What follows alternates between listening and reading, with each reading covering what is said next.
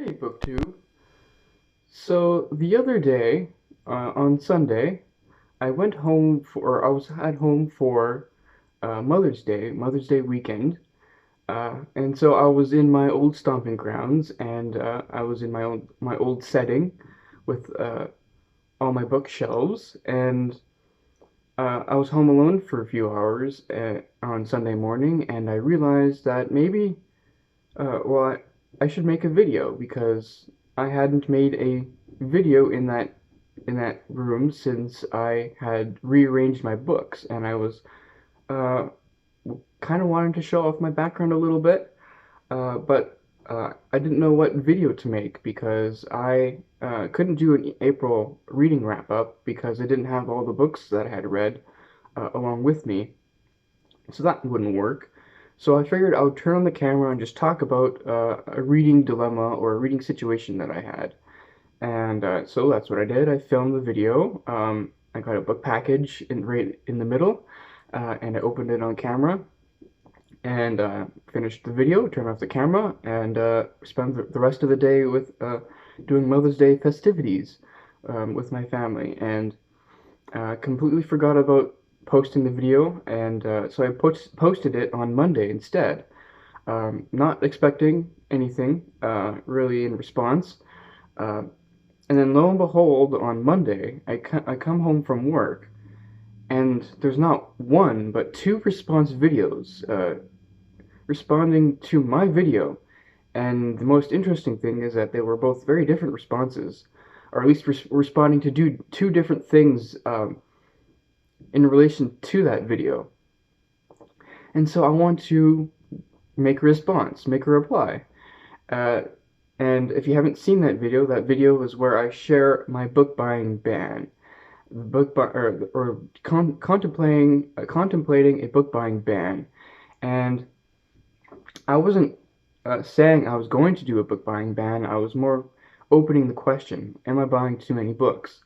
I've been buying a lot of used books, and I can't seem to control myself in holding back because, as I've said in that video, I seem to suck up used books to me like a magnet, and so whenever I go out and there's a thrift store nearby, I can't seem to stop going in and looking around. Uh, and I was getting a little fed up with having all these unread books, and I want to read my books. I don't want to just buy books.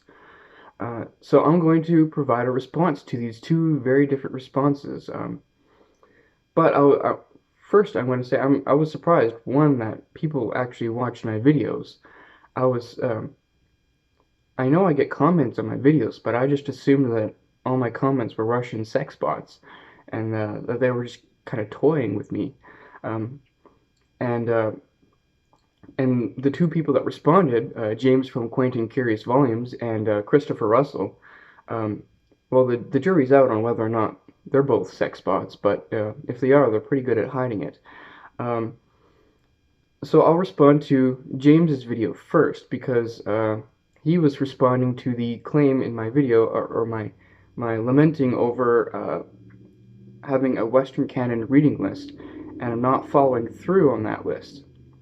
So his video was giving me advice on how to uh, follow through with reading the Western canon, and this is pertinent for him because he had done this in the last few years, and so he had recently done this himself, and he quite enjoyed it and wanted to share some advice. And so his advice was to have a list and stick with it. That was the gist of his advice. And I'm sure, since I mentioned it in that video, that he's aware that I do have such a list. One that I've created for myself and that I've talked about on this channel a few times, though I've not actually shared my list like I've hoped to. I call it my Western Canon reading list. And I curated it from all these kinds of lists, two of which he mentioned in that video, Steve Donohue's Western Canon Starter Kit, which is here on YouTube, and then Harold Bloom's massive like Western Canon list that is at the back of his Western Canon book. So I've taken those two lists and many others and created my own list. And I think, and I really liked his advice, which is to, um, I may want to read many other things, but if I want to be serious about reading the Western canon, I got to take my list and stick with it, regardless. And of course, there's the temptation of BookTube and all these different reading events and read-alongs, and maybe I can participate in a few of them uh, here and there. Like say, for example, June on the Range, you can read, say, a Western or whatever. But you can't spend the whole month reading Westerns if I've got this other obligation. Because my Western, and that's what I want my Western canon reading list to be, is to be uh, fun, but it's also uh, structured in a way that um, helps guide me through the Western canon. And I am very serious about reading the Western canon because I have most of the books in physical copies. And if I wasn't serious, I wouldn't be accumulating all these classics that you see in my book haul videos. So I do want to take it seriously, and I do want to dedicate myself to it. And James had really good advice too of if it becomes a chore or if it becomes too much, and I try it say for 3 months or whatever, and I don't like it, uh, then I can give it a pass and move on to other things. Uh, and I don't think I would be able to do that to give it a pass because well, for one, I've read Proust, and that took me what 8 or 9 months to do, and I didn't read a whole lot in between. I've read a few things in between, but not a whole lot. And I don't expect my Western canon reading list to take only 9 months. It'll take much longer than that because of my list is so big. James said it took him a year and a half because he followed Steve Donohue's Western canon starter kit, and that was about 100 books. My list is much bigger than that, and I think the problem with my own Western canon list is that it's too detailed. I tried to make it detailed as possible because, but um, and the reason for that is because there's a lot of classics or books that used to be considered classics that were hugely influential that no longer we would consider uh, influential. They're kind of lost to time.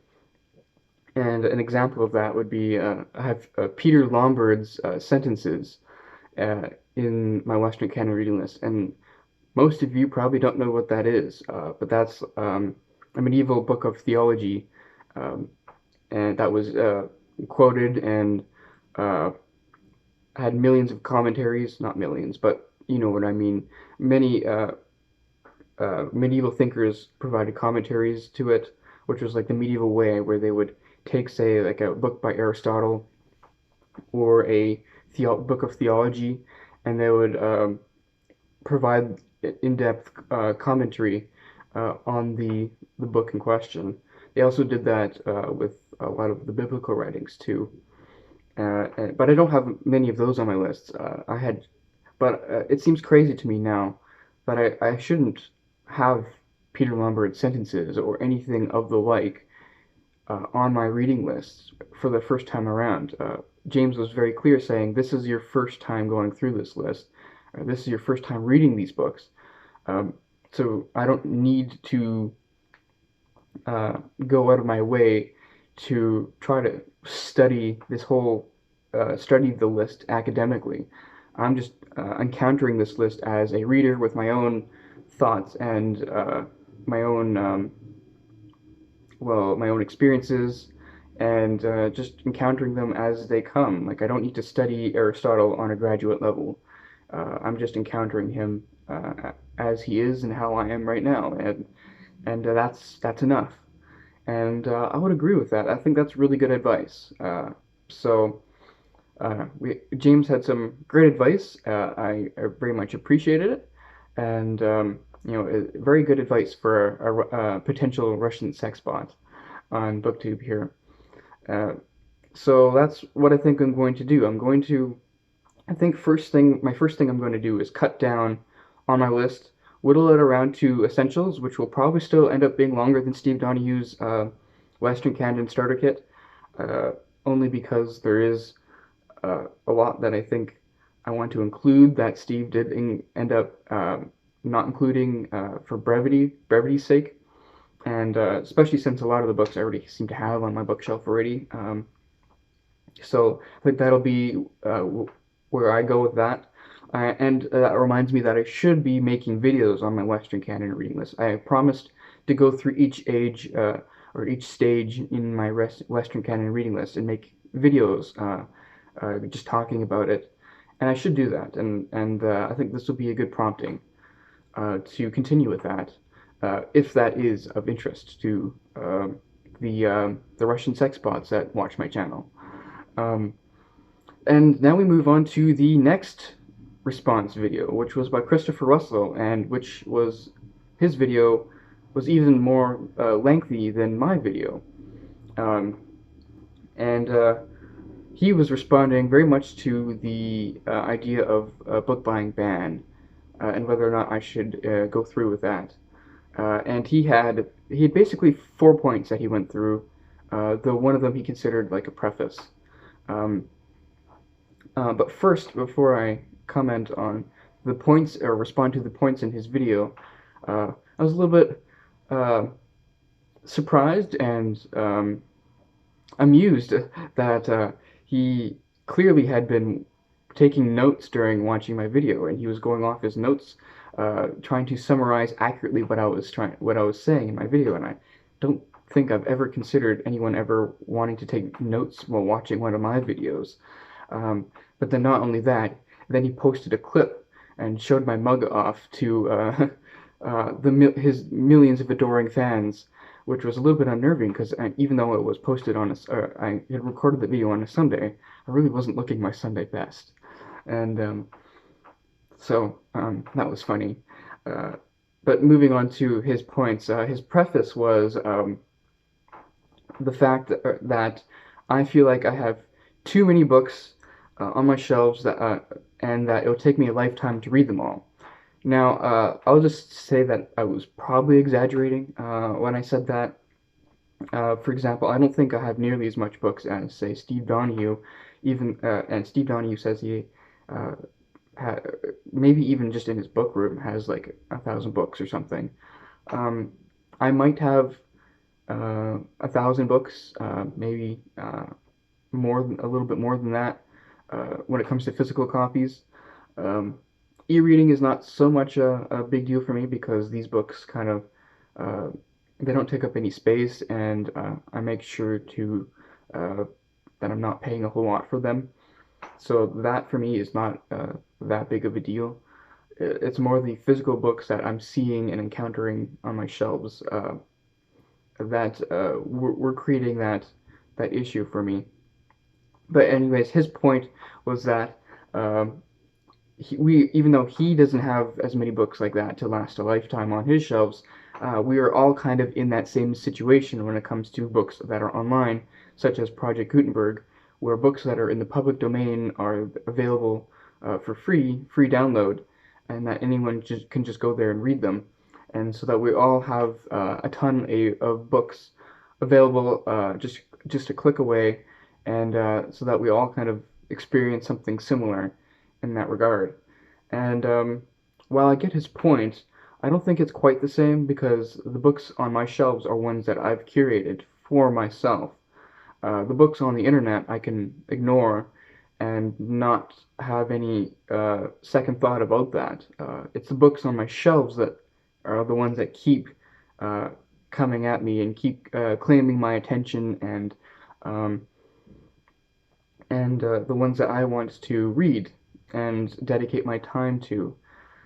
So, um, while I get his point, I don't think it's quite the same thing. Um, and I'll kind of expand a little bit about that when I get to his main points. So his first main point uh, was basically the book buying ban is a bad idea. Book buying ban, um, where I would buy no books and just read the ones on my shelves. He thinks that is a negative prescription and that is bound to fail anyways. but also I clearly express joy or or sorrow in the idea of not buying used books. And he's right about that. I do love going thrifting for books because there's nothing quite like the search. You never ever know what you're going to find when you go used book shopping, and when you find absolute gems, it can be such a thrill. And so I really, he's right about that. I really do love used book buying, and that I would miss it. Um, but there's another point I want to bring up here, and this point is kind of um, pertinent in the sense that uh, I buy books because I want to read them. Even though I love thrifting for books, the reason why I love thrifting so much is because I want to read these books, uh, and that's part of the thrill of um, I found this gem of a book, and now I can't wait to read it. And and so while Christopher Russell was saying I shouldn't deprive myself of the joy of used book shopping, I see it as I'm trying to uh, take more joy out of my reading of the books that I end up buying instead of just channeling my enjoyment into the buying of books. Because a lot of the joy that you have when you buy books is like a theoretical, like, I'm going to really enjoy reading this. And I think I want to keep my joy geared more towards reading and the kind of books that I want to read, and the excitement towards reading these books, and then actually getting around to them instead of having it as a pure theoretical, boy, what I can't wait to read that kind of thing, and just keep on piling books on top of that. And I think the best way to express this is what David Murphy used to say. I don't know if he said it in his new videos, but in before he nuked his channel, one of the things that really stuck out to me is when he said that when he would buy too many used books or too many books at a time, it'd start to and his library would become more and more filled with unread books. It would start to feel gross, and that's the term he used. It almost feel kind of gross that he has all these unread books and that he's not reading them. And so he would stop buying books and try to fix that by reading his books that are only on his shelf. And I feel similar. I kind of feel kind of gluttonous, like when you've had too much junk food, or and you're not having it's not something that's healthy. You don't feel very healthy after, and that's how I feel with buying too many used books, and that's why I was considering the book buying ban. And now I agree with Christopher Russell's point that a book buying ban characterizing it that way would not work, because I've tried that before and it hasn't worked. But I will say that it is possible because we have someone on BookTube who does that very thing and has succeeded for uh, uh, very admirably for quite some time, and that's Michael K. Vaughan, which I believe he is still in the midst of his 500 book Read What You Own challenge, where a few years ago he decided that he's going to read 500 of the books on his shelves before he ends up reading any more or buy before he ends up buying any more used books, and that's what he's been doing. And I don't think he's broken that at all, unless I've missed it. But he even stayed true in the midst of a trip to Boston and to the Brattle Bookshop a few years ago, and that's astonishing to me. And if Michael K. Vaughan can do that, someone who had been buying used books and ordering books online for so long, who can also then stop cold and just enjoy the books on the shelf. That to me seems admirable. Though I agree with Christopher Russell that I don't think um, I would be able to do that. I mean, I've tried that before, and I don't like the idea of having like a fixed number of books that I'm going to read until I end up buying more books. And mostly because I love reading big fat mammoths, and a mammoth book at 1,000 pages only counts as one book. If you say read 100 books for a Read What You Own challenge. So it would almost seem to push me towards, it would either push me towards reading shorter works, which is not necessarily bad, uh, but I know that I wouldn't stop the impulse of buying or of reading really long books, which I love to do. I love reading big fat books, even though I did say I'm a slow reader, and that's still true. There's just something about reading a really big book, uh, which I've done this year already. I read The Tale of Genji, and I don't want to stop that. And so then my 100, if I say arbitrarily chose 100 books to read before I end up buying more books, that would take me longer than even the average person with an average reading speed because I am not going to shy away from long books. And then there's also e-reading too, which I do all the time, and I don't count those as books that I to include in a Read What You Own challenge. And I'm not going to stop reading ebooks either. So and that will take up more of my reading time. So it doesn't really the whole idea of uh, a book ban is um, probably not a good idea in that sense. But I do need to practice self-control. I need to take take hold of my buying impulses and keep it under check.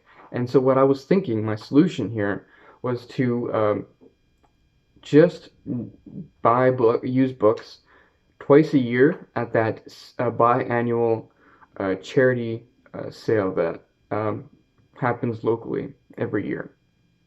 And if you saw my previous, 4 or 5 videos, uh, which were all from the same hall, that is from this biannual charity sale. It's a charity sale that, excuse me, that happens at my local mall, where basically every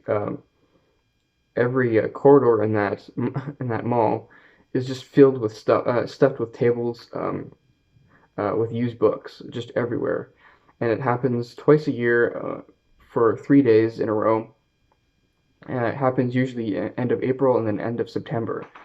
And this year I got 100 books for myself, and then I bought a whole bunch of books for other people as well.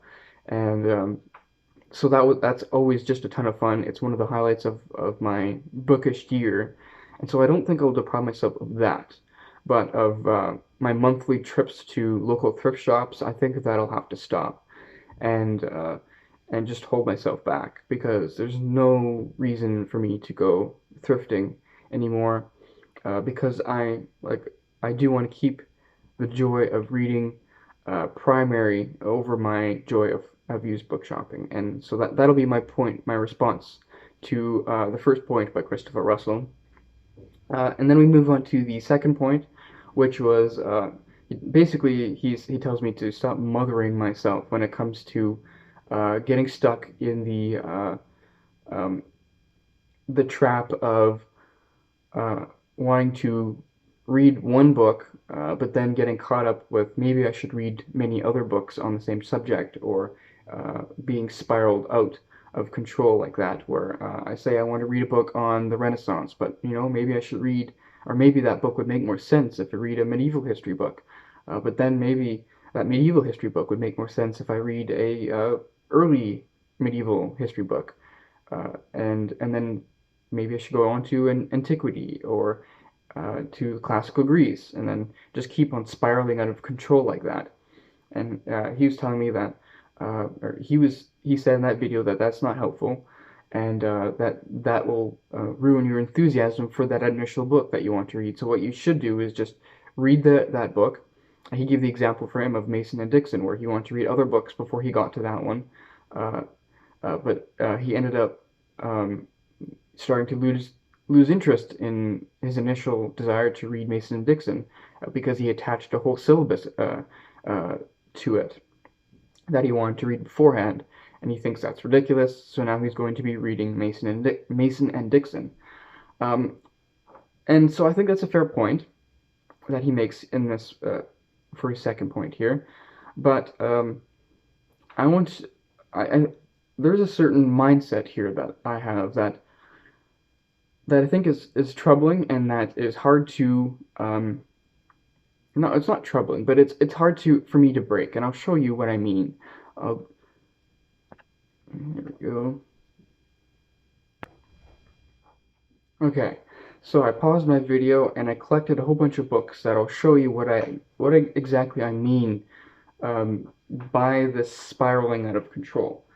Um, so I want to read a Greek history book. I have this short book called Ancient Greece from Prehistoric to Hellenistic Times by Thomas R. Martin. You know, very short. I could easily read this very quickly, even for at my reading speed.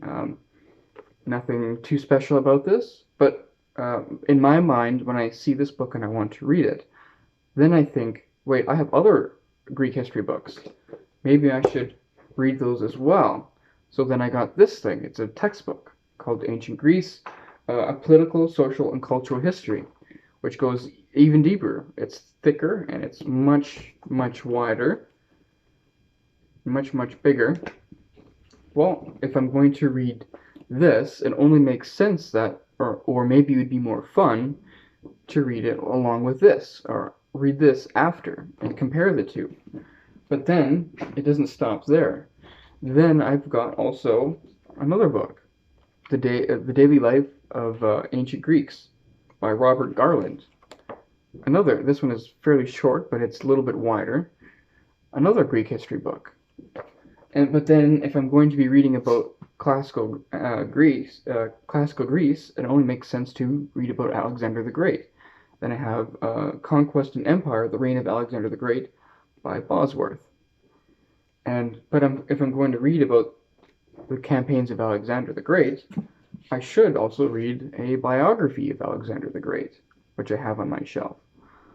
And I could give many different examples of that, where I have so many books on so many different subjects that I can't individualize books on their own anymore, it seems. Or it's difficult to. And it's difficult to say, I just want to read that one book by that on that one subject, and then that's it. Uh, and I was recently reading, and I showed this in my last video too, Why Love Hurts by Eva Illouz, and it's a book of sociology, and where she is basically trying to describe the social context of today's modern scene of dating and relationships and marriage. And she mentions a quote, I want to read a quote here that actually helps explain this problem, uh, and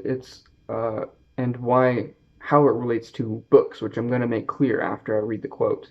She says, in fact, research on the effect of the abundance of choice in the process of decision making suggests clearly that the greater availability of options inhibits rather than enables the capacity to commit to a single object or relationship. Did you hear that, BookTube?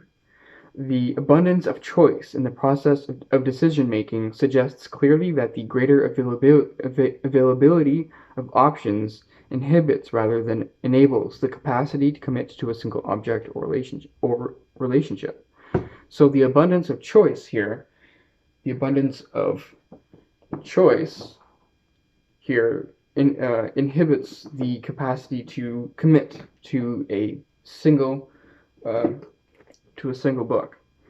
And while I've been pretty good with controlling that, it's still a big problem here, and that's why I was considering the book buying ban, because I have a lot of unread books on Greek history that are unread, and so if I keep on going used book shopping, chances are I'm only going to accumulate more books on this topic, and I haven't read the ones that I already own. And so that doesn't quite make sense to me why I would continue buying used books. when I haven't read the ones that are already on my shelf.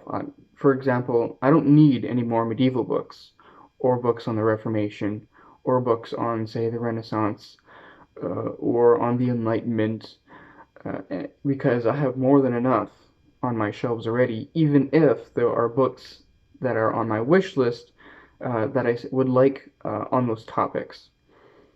Um, so the point of my book buying ban, or which I've already amended, it won't be a strict ban, but what I really would like to do is to enjoy what I already have on my shelf, and I'll characterize it this way. I've previously in a book when I went on a not a book buying ban, but I had reconceptualized my buying and my reading. And how I did it was I would look at all the books on my shelf, and instead of being led to like a sort of existentialist despair about having all these unread books on my shelf, I would look at books that I want to read. Like, say, for example, I would look at this biography of Alexander the Great. I would like to read it, but I'm dedicated to reading something else, or I'm in a completely different era of my reading, and I want to stay there. I don't want to um, deviate from that. I would look at this book on my shelf, and I would smile and say, "Your time is coming, but now is not the time. Like your time is coming, but not yet." Uh, and that would be a comfort to me in saying that, all these books here I have not, most of them I have not read, and so many of them are clamoring for my attention. But I can sincerely say, even though I have not read you yet, or have not read this book yet, um, I will sincerely be able, or I can confidently say that I will one day get to you. I will one day read this book. But the time is not yet. And by saying that the time is not yet, um, I would be satisfied in uh, the way I relate to my books, in that I'm not uh, overcommitting myself with all the unused books on my shelf. And so that was what I had done in a previous iteration of my book buying ban, is that I changed the attitude of how I related to the unread books on my shelf. And I want to get back into that mindset. I want to confidently and truthfully say that one day I'll read all these books, and that one day it'll be the time, it'll be the right time for me to read this book. Uh, but if I keep accumulating used books, I won't be able to say that sincerely, and I wouldn't be able to take that seriously. And so that's my response to his second point. And the third point is that Christopher Russell brings up is a bit of a different point. I'm not entirely uh, sure if I have a whole lot to say on that point. And his point was, um, in our current like political context, uh, physical libraries will have increasing value as, say, information where we used to find it, say, online, on Google, AI, etc. Um, maybe there'll become a time where it'll just flip, and all that information will be increasingly unreliable, and there'll be more motives to twist and control narratives uh, online when it comes to history and different other subjects. So then the importance of, say, a political book, or of a physical book, and at larger point, a physical library will be increasingly important, and where you can have this knowledge and have this personal library as sort of like a beacon of defiance against uh, increasing um, increasing muddling of information.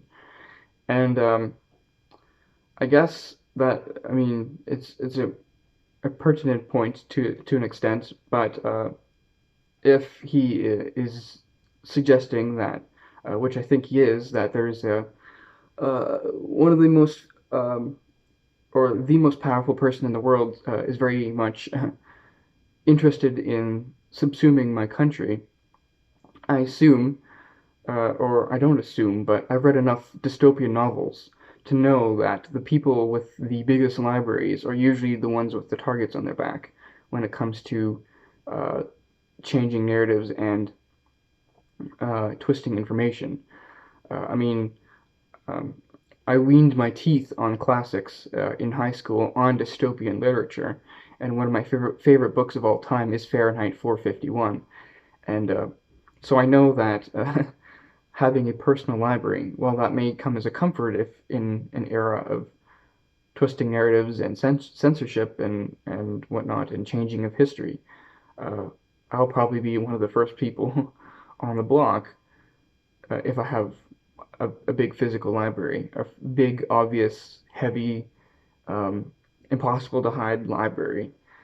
So I'm not entirely sure how much comfort I take in that third point.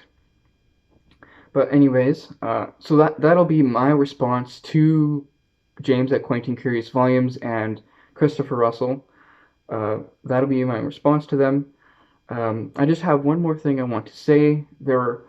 Uh, Throughout this entire discussion on book buying bans and whatnot, there has been this little demon, this little devil on the shoulders of all the booktubers that started initially in the comment section of my own video, but was spread into the comment section of James's video and Christopher Russell's video too, where